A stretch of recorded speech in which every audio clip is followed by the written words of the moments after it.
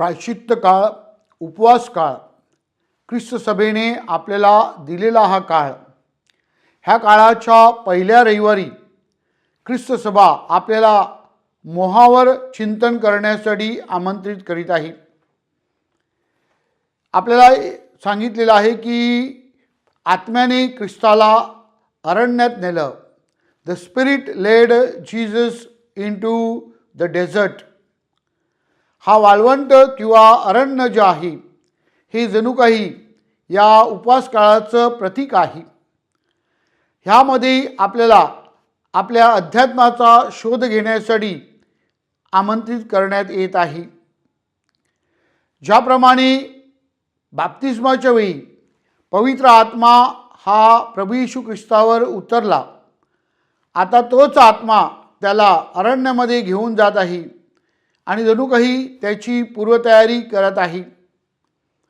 ह्या अरण्यामध्ये प्रभू येशू ख्रिस्ताला 3 मोहांना सामोरे जावं लागलं.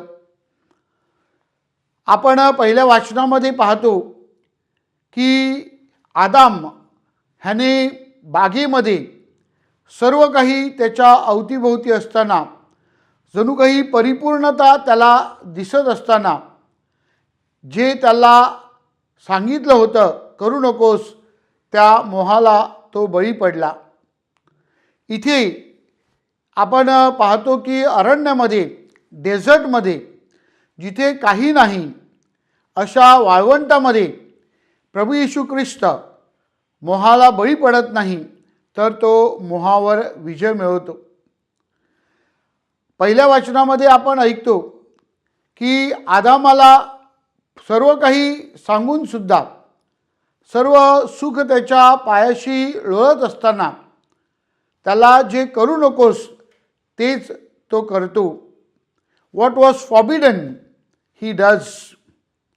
आणि शुभवर्तमानामध्ये जणू काही आपण पाहतो की प्रभू येशू ख्रिस्त हा 40 दिवस उपवासी होता. त्याची मूलभूत भूक होती, गरज, शारीरिक गरज होती. असं असताना सुद्धा प्रभू येशू ख्रिस्त मोहाला बळी पडत नाही. तर अशा प्रकारे आपल्याला संत पौल दुसऱ्या वाचनामध्ये बोध करताना सांगतो की प्रभू येशू ख्रिस्ताने कशा प्रकारे आपल्याला कृपेचा अनुभव दिलेला आहे. आपण पापामुळे कृपेपासून वंचित झालो होतो, मात्र प्रभू येशू ख्रिस्त आज्ञाधारकपणाद्वारे आपल्याला परमेश्वराची कृपा प्राप्त करून देत आहे. प्रिय बंधू भगिनींनो, प्रभू येशू ख्रिस्ताचे हे जे आपण मोह जर बघितले तर हे मोह आपल्याला काय शिकवतात. पहिला जो मोह होता तो मोह म्हणजे प्रभू येशू ख्रिस्ताला सैतान सांगतो की तुझी जी शक्ती आहे, तुझं जे सामर्थ्य आहे, तू जो परमेश्वराचा पुत्र आहे, तुला अशक्य काही नाही आणि म्हणून ह्या दगडाचे जणू काही भाकर कर. माझ्या प्रिय बंधू भगिनींनो, प्रभू येशू ख्रिस्त आपल्याला इथे सुंदर अशी शिकवण देत आहे की आपण अहिक गोष्टीसाठी आपलं सामर्थ्य वापरायचं नाही, तर आध्यात्मिक गोष्टीकडे आपण लक्ष केंद्रित केलं पाहिजे. प्रभू येशू ख्रिस्त आपल्याला सांगत आहे की केवळ ह्या जगातल्या गोष्टीवर आपण लक्ष केंद्रित करू नका, तर जे सार्वकालिक आहे, जे अनंत आहे, जे परमेश्वरापासून आहे, त्या देव शब्दावर आपण आपलं लक्ष केंद्रित केलं पाहिजे. योगायोगाने पोप लिओ ह्यांनी जो ह्या वर्षाचा संदेश दिला आहे, प्रायश्चित्त काळातल्या संदेशामध्ये पोप लिओ आपल्याला देखील हाच उद्देश देत आहे की आपण परमेश्वराचा शब्द ऐकला पाहिजे. परमेश्वराच्या शब्दासाठी एक जागा तयार केली पाहिजे. आपण अध्यात्माकडे वळलं पाहिजे. आपण आपल्या जीवनामधील वाळवंटाचा विचार करता आपण अध्यात्मासाठी जेव्हा जागा तयार करतो, देवाचा शब्द ऐकतो, देवाच्या शब्दावर चिंतन करतो, तेव्हा निश्चितच आपल्या ह्या वाळवंटामध्ये आपल्याला वसंत ऋतूचा अनुभव आल्याशिवाय राहणार नाही. आपल्या जीवनाला एक नवीन पाळवी प्राप्त झाल्याशिवाय राहणार नाही. आणि म्हणून या प्रायश्चित्त काळामध्ये आपण ऐहिक गोष्टीपेक्षा आध्यात्मिक गोष्टीकडे लक्ष कसं केंद्रित करता येईल त्याकडे आपण चिंतन करायचं आहे, मनन करायचं आहे. दुसरा मोह प्रभू येशू ख्रिस्ताला जो पडला होता किंवा जो ज्याला सामोरे जावं लागलं तो म्हणजे सैतान प्रभू येशू ख्रिस्ताला परमेश्वराची परीक्षा पाहण्यासाठी सांगतो. आणि प्रभू येशू ख्रिस्त आपल्याला सुंदररित्या बोध करत आहे की आपण देवाची परीक्षा कधी पाहायची नाही. विशेष करून आपल्या प्रार्थनेच्या प्रसंगामध्ये आपण हा उद्देश लक्षात ठेवायचा आहे. आपण जेव्हा प्रार्थना करतो तेव्हा बऱ्याचशा वेळेला आपल्याला वाटतं की परमेश्वराने माझं ऐकलं पाहिजे, परमेश्वराने माझ्या इच्छेप्रमाणे केलं पाहिजे. कधी कधी आपण परमेश्वराला जाब विचारतो. अशा प्रसंगामध्ये प्रभू येशू ख्रिस्त दुसऱ्या मोहाद्वारे आपल्याला आठवण करून देतो की आपण परमेश्वराला आपल्या मर्जीप्रमाणे वागण्यासाठी न सांगता आपण परमेश्वराच्या इच्छेप्रमाणे वागण्याचा प्रयत्न केला पाहिजे. आणि म्हणून परमेश्वराची जी योजना आहे, परमेश्वराची जी इच्छा आहे, परमेश्वर ज्या प्रकारे आपल्याला मार्गदर्शन करतो त्याचा आपण जेव्हा स्वीकार करायला तयार होतो आणि देवाच्या इच्छेला प्राधान्य देतो तेव्हा निश्चितच आपण आपल्या जीवनातील जे वाळवंट आहे त्या वाळवंटामधून प्रवास करून आपण जे ओएसिस आहे म्हणजेच दुधामधाची जी नगरी आहे तशा प्रकारचा अनुभव आपण घेऊ शकतो.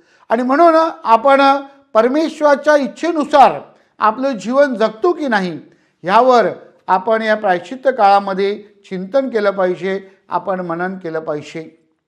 प्रिय बंधू भगिनींनो, प्रभू येशू ख्रिस्ताला तिसरा जो मोह आला त्या मोहामध्ये सैतान त्याला सांगतो की जे काही तुला हवं आहे ते सगळं मी तुला देईन, तुला मी सगळं देईन, फक्त माझ्या पाया पड. म्हणजेच अगदी सहजरित्या तुला सगळं प्राप्त होऊ शकतं. इथे प्रभू येशू ख्रिस्त आपल्याला एक फार मोठी शिकवण देत आहे.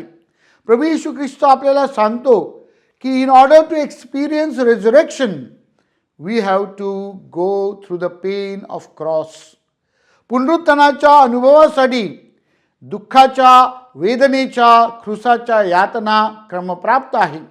आणि म्हणून जीवनामध्ये आपण सगळं सहजरित्या मिळवण्याचा प्रयत्न करायचा नाही, तर जीवनामध्ये आपण हे ध्येय लक्षात ठेवायचं आहे की आपण प्रयत्न केले पाहिजेत, आपण कष्ट घेतले पाहिजेत, आपण मेहनत केली पाहिजे आणि मग आपण परमेश्वराला शरण आलो पाहिजे. माझ्या प्रिय बंधू भगिनींनो, बऱ्याचशा वेळेला जेव्हा अपयश येतं, बऱ्याचशा वेळेला जेव्हा अडचणी येतात, बऱ्याचशा वेळेला जेव्हा आजार येतात तेव्हा आपली श्रद्धा ही आपल्याला बरंच काही शिकवतं.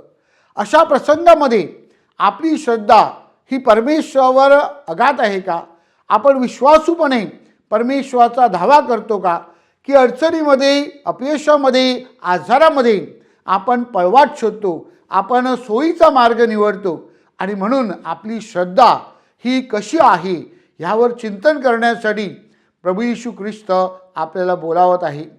खरी श्रद्धा जी आहे ती आपल्याला आपल्या जीवनातील आव्हानांना, संकटांना, आजारांना, दुःखांना, अपयशांना सामोरे जाण्यासाठी मदत करते. आपली श्रद्धा मजबूत होत असते. आणि म्हणूनच ह्या उपवास काळामध्ये, या प्रायश्चित्त काळामध्ये आपल्याला ह्या वाळवंटातून प्रवास करताना ज्या अडचणी येतील त्या अडचणीमध्ये आपण खचून जायचं नाही. आपल्याला जे दुःख किंवा वेदना होतील त्यामध्ये आपण निराश व्हायचं नाही, तर आशेने आपल्याला जीवन कसं जगता येईल आणि खऱ्या अर्थाने आपल्याला पुनरुत्थानाचा अनुभव कसा घेता येईल, म्हणजेच कालवारीचा प्रवास आपल्याला कसा करता येईल ह्याकडे आपण लक्ष केंद्रित करायचं आहे. दुःख, वेदना, आजार, अपयश हे आपल्या मानवी जीवनाचे भाग आहेत. हेच आपल्याला आपली श्रद्धा शिकवत आहे आणि ते पैलतीरी नेण्यासाठी आपल्याला मार्गदर्शन करतं. प्रिय बंधू भगिनींनो, या प्रायश्चित्त काळामध्ये आपल्याला पहिल्या रविवारी वाळवंटातील प्रवास ह्याविषयी चिंतन करीत असताना जे मोह आहेत त्या मोहाद्वारे आपल्याला सांगितलेलं आहे की आपण अध्यात्माकडे वळलं पाहिजे. आपल्याला सांगितलेलं आहे की आपण परमेश्वराच्या इच्छेनुसार आपल्या जीवनाची जडणघडण केली पाहिजे. आपल्याला बोध केलेला आहे की आपल्या जीवनामध्ये आपली श्रद्धा ही मजबूत कशी करता येईल, ही श्रद्धा अधिक परमेश्वराला अभिप्रेत असली कशी करता येईल, त्याकडे आपण लक्ष दिलं पाहिजे. प्रभू येशू ख्रिस्त त्यासाठी आपल्याला आदर्श आहे. तो प्रार्थना करतो, तो देव शब्द ह्याचा वापर करतो आणि पवित्र आत्म्याबरोबर मैत्री साधतो. आपण देखील या प्रायश्चित्त काळामध्ये प्रार्थनेवर लक्ष केंद्रित केलं, देव शब्दावर मननचिंतन केलं, त्यानुसार आपल्या जीवनाची जडणघडण केली आणि पवित्र आत्म्याबरोबर आपलं जे नातं आहे ते अधिक दृढ केलं, तर निश्चितच आपण पुनरुत्थानाचा अनुभव घेऊ शकतो. आपल्या जीवनातील आव्हानांना, आपल्या जीवनातील मोहांना, आपल्या जीवनातील वाळवंटाच्या प्रवासाला सामोरे जाण्यासाठी परमेश्वराने आपल्याला ख्रिस्ताचं धैर्य द्यावं, संत पौलाची आशा द्यावी, म्हणून आपण विशेष प्रार्थना करूया.